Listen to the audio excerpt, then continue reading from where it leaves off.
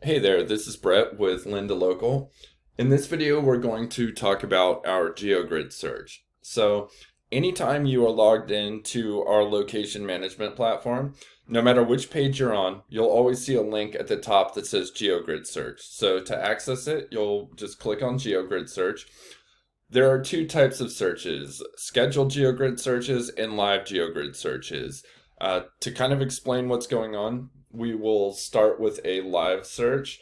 And another thing to be aware of is your full GeoGrid search history is always stored on the platform. So for example, there's this search for Gatorland, which I used in a video yesterday. So it's still here. So we can click on it and you'll always be able to see any of your previous searches. Now, to explain sort of what we're looking at here, we will run a new search. So at the top here, I'm going to click on New GeoGrid. Now, if you want to run a search for one of your businesses, you just click on this drop-down menu and all of the locations that you're managing will be here.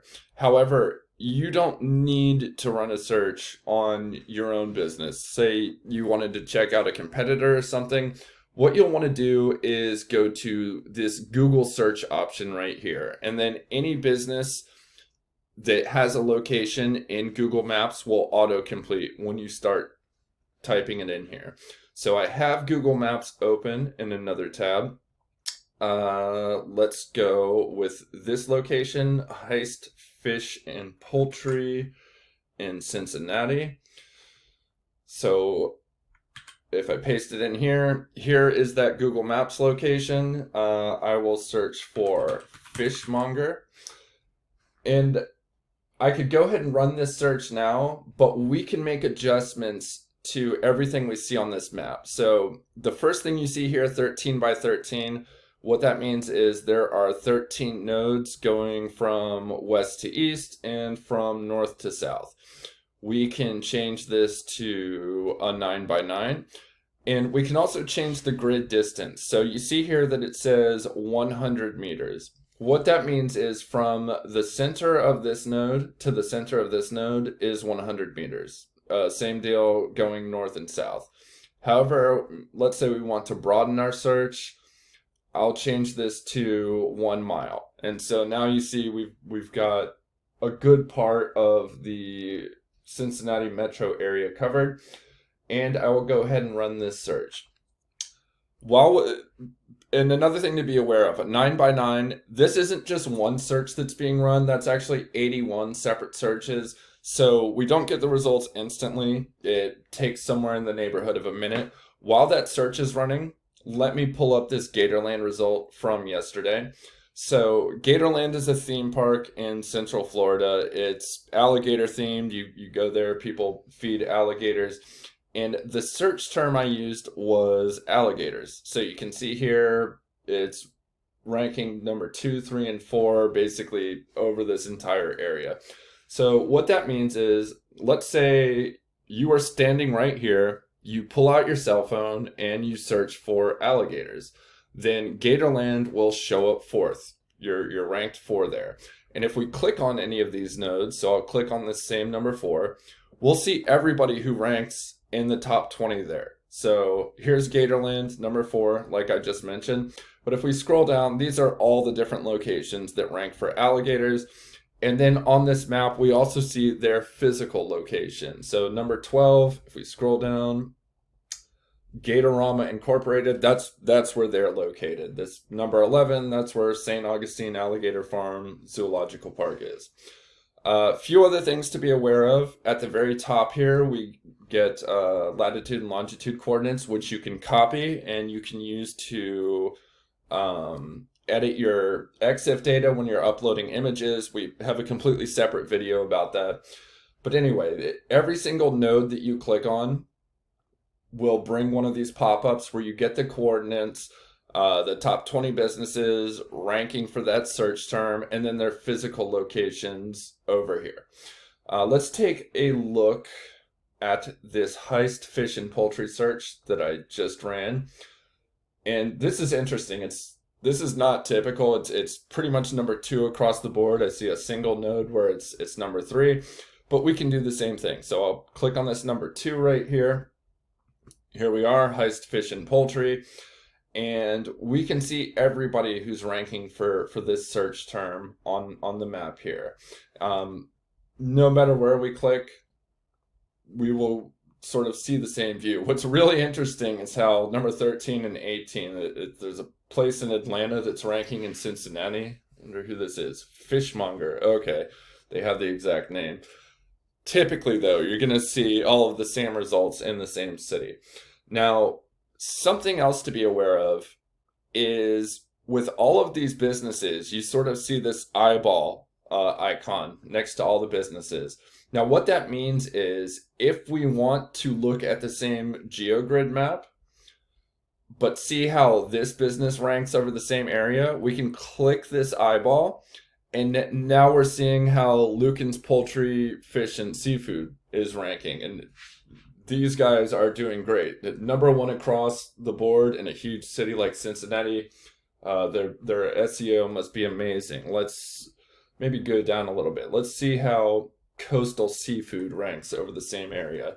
So 3 and 4, and then they're kind of unranked down here in the corner. So that's how a live GeoGrid search works. It's kind of a snapshot right here, right now, of how a business is ranking for the search term that you've selected. Now, another thing to be aware of is service area businesses work a little bit differently. So if I go to Google Maps and I search for a service area business, like let's say a plumber or a landscaper, here we go. Then if I click on one of these businesses without an address, we should see a service area business, which we've got right here. You can tell because instead of having a street address, we just sort of see this outline that shows where the service area is. Searching for service area businesses works differently. So what you'll want to do is get the map link. The way you do that is click on share here, copy this link, paste it into the URL bar, and then we want to go ahead and copy it. So now if we come back to Lynda Local and I go to map URL, we just want to paste that URL in, hit enter, and you see we've got here family, landscaping, and design, which is the location we're looking at right here. And now we just run the search the same way we just did. So I can do landscaping. Let me change this to a 7x7, move this out to a mile, run the search, and the GeoGrid search will work the same way. We'll see the results come up. You'll be able to click on the nodes to see all the competitors who are ranking. But the main thing I wanted to get across is that for service area businesses, any listing you see that shows a defined service area instead of a pin with a street address, you'll need to go through the same process. So one more time, you get the share link, paste that share link into your URL bar, and then copy it. And then you come back to Lynda Local, go to map URL, paste that in, hit enter. As soon as you do that, you should see the business name show up here. Let's take a look at that result. So we see 1, 2, 3, all the way down to 12. So same deal, we can click here, see who all is ranking in this area. So this is a better example than the fishmonger that had a location from Atlanta ranking. You can kind of see that all of these locations are here in the North Seattle business. You can also see service area business sort of in bold. So that's just another thing to point out in these results. And to point out one more thing that we haven't mentioned yet is that all the categories are here. So the primary category will always be listed first, and then the secondary categories after that. So you can see like this business has primary category as landscaper, and then the most secondary categories I've ever seen. This is an interesting one, carpenter and landscaper. That Lino sounds like a very versatile guy. So anyway, that's how our live search works. It's a snapshot right here, right now, how a business is ranking for any given search term. We also have scheduled GeoGrid searches. So when you come to this screen, which by the way, every time you click on GeoGrid search, it's going to automatically load into the scheduled searches. Let's go ahead and set up a new configuration because this location, pardon me, this account does not have a scheduled search yet. I'm going to click on new configuration here. I'll want to run it on my own location, so we will select Traffic Runners LLC. Now the next thing is the schedule. So you can either run this search every week or every month. So if we choose weekly, we pick a day of the week. This would run every Monday. There's two options for monthly. So we could do the first Monday of the month, the third Monday of the month, or we could pick a day of the month. So this would run on, if we pick the first, January 1st, February 1st, March 1st, and so on. You can pick any day you like. And once you've got your location and the day of the month you want the search to run, here's where you'll start putting in the search terms. And because it's a scheduled search, you can put in more than one. So we could put Ruby on Rails developer. I just hit the comma, by the way. That's what popped this search term up here. We could just do plain Ruby on Rails, traffic runners. And you can include as many scheduled search terms as you like. Let's go ahead and make some changes to this grid size. So maybe we want to do a 7x7 with 1 mile. Now, there's a few things to be aware of here. Because this location is kind of near the edge of a peninsula here in San Francisco, we have a lot of these nodes over the water. So that data is probably not very useful to us. We can click on any of these nodes to disable them. That's one way to sort of deal with having nodes over water. Or we can drag this to a place that makes more sense. You just click on the center node, hold your left mouse button down, and drag it to wherever you like. So here I would only need to disable these two nodes. Once everything looks good to you, you've got the right grid size, the right spacing, your search terms, and your schedule set up, you'll click on Create Config.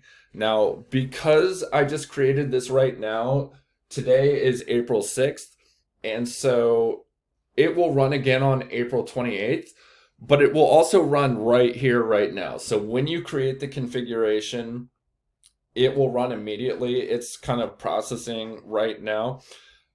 But the idea here is that it will, over time, you will sort of get a more complete picture of what progress you're making. Let's see, it's running these search terms one at a time. So one thing to be aware of is that traffic runners is just kind of a dummy business that we use for examples like this. So it's not ranking terribly well.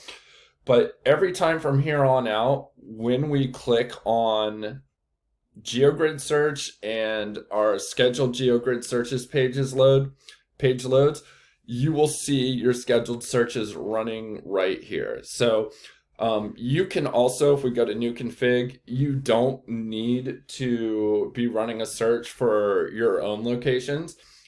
We have the same choices as we did before. So if we went to map URL, if we copy this, we could decide to run a scheduled search on another business. Maybe it's a competitor or a friend or a family member. You just want to run a search for some reason. So we'll have this run on the first Monday of the month. We'll go with landscaper, comma, landscaping, comma,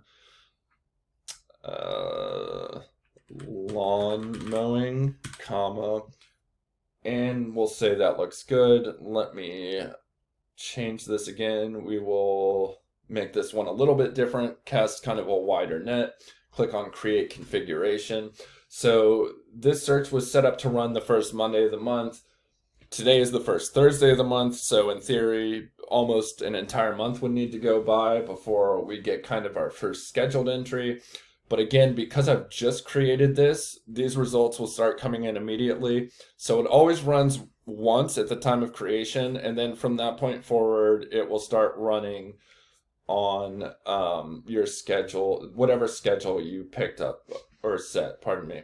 So we've got, this is how the business ranks for landscaper, for landscaping, and for lawn mowing. So we can kind of see a little bit of a trend in these results. Once we get far south enough, the business stops ranking. That's very typical. You know, most businesses, especially businesses with a lot of competition like a landscaper, aren't going to be ranking super far away, but in general this business is ranking quite well for the search terms that I've selected. If you're in a space where you have very few competitors, like let's say you're a Ferrari dealership in Minneapolis, and the next closest Ferrari dealership is in another state, then you know you can be ranking across an entire state. But when most people see our GeoGrid search results for the first time, in their minds they just want to see number ones across the board. That's everyone's goal.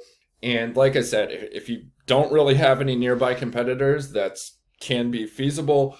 For the most part, if you're in a space that has a lot of nearby businesses, you'll probably be ranking well around the location of your business, and it will drop off as you get further and further away, just like we see here. That's everything about our GeoGrid search. If you have additional questions, please feel free to reach out to support. We'd be happy to go over any of this with you. That's going to do it for this video. Take care.